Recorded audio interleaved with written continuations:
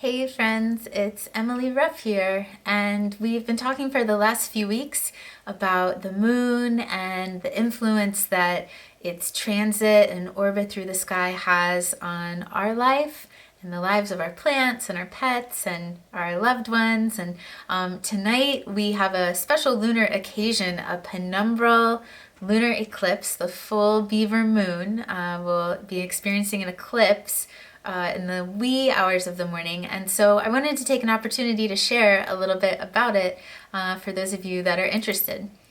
Tonight marks the last penumbral lunar eclipse of 2020. The full Beaver Moon will be shadowed by the Earth as it positions itself 180 degrees across from the sun. The eclipse will take place from about 2:30 in the morning to 7 in the morning Eastern Time, and it will peak at maximum eclipse around 4:45 a.m.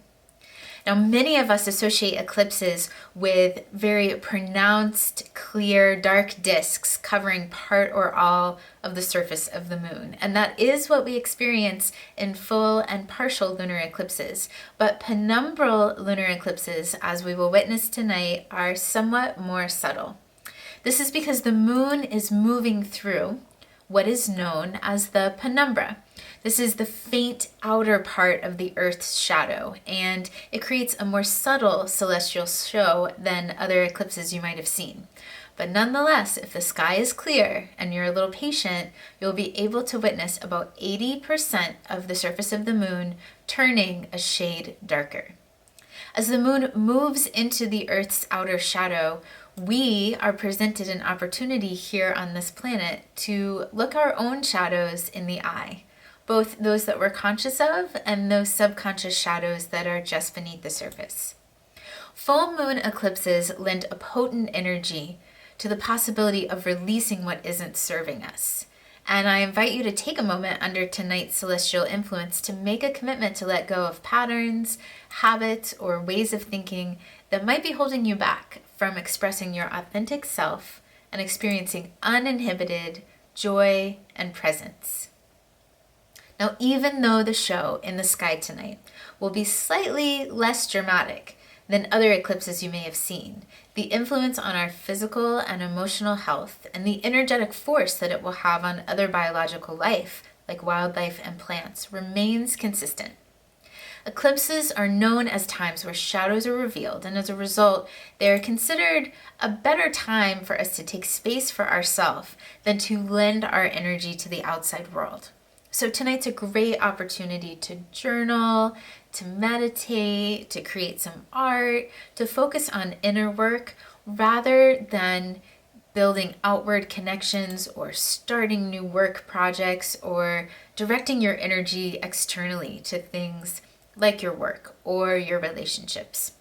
Try and use the unique energy of tonight's eclipse to tap into your spirit, or maybe talk to your ancestors, or maybe connect with the forces of nature that surround your home, rather than diving into an important new project, or signing a contract, or investing your energy otherwise in outward material ventures. Now, eclipses never occur alone, and we will see a solar eclipse following suit behind this lunar eclipse in just about 2 weeks' time in alignment with the next new moon.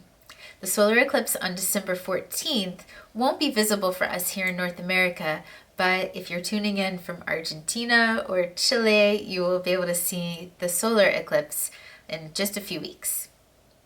Tonight's full moon falls in the zodiac constellation of Gemini, which is a sign that's ruled by Mercury, and it invites curiosity and an open mind.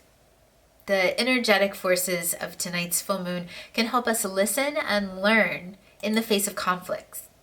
The duality of Gemini invites us to balance our intuition and our intellect when we're working towards reaching understanding of ourselves or of others.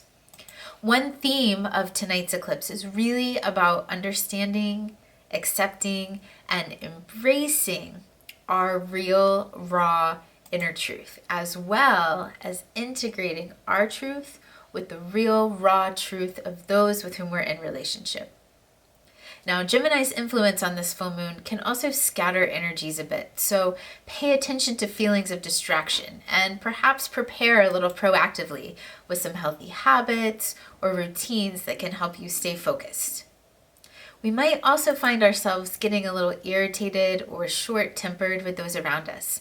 And if you notice yourself becoming impatient with others, then I encourage you to take that as a cue to create space for yourself and to go inward, because those feelings of impatience are really signaling you that your inner self is craving a little bit of time for yourself at the root of those difficult emotions.